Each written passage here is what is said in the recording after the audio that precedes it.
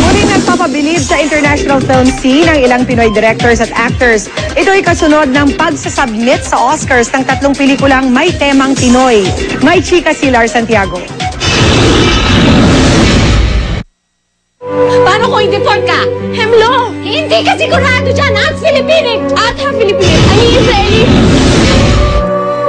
2 OFW na itatago ang kanilang mga anak sa Israel kasunod ng crackdown para ipa-deport ang mga anak ng migrant workers.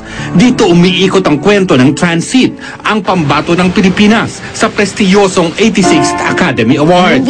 Natutuwa ang mga bumubuo ng indie film na matapos maiuwi ang Cinemalaya 2013 New Breed Best Film Award.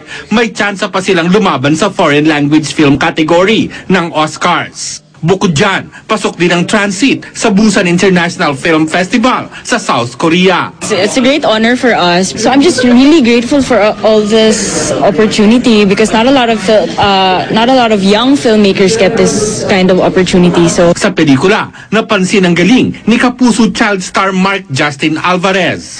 Ule, anak mi trikim la rose tats minu mamitzvah da biliso wala Filipinim kakalun sa recreate kami babay tiziter. Yung kung tago na lang kaya tayo sa maleta papunta Pilipinas para hindi tayo i-deport. Hindi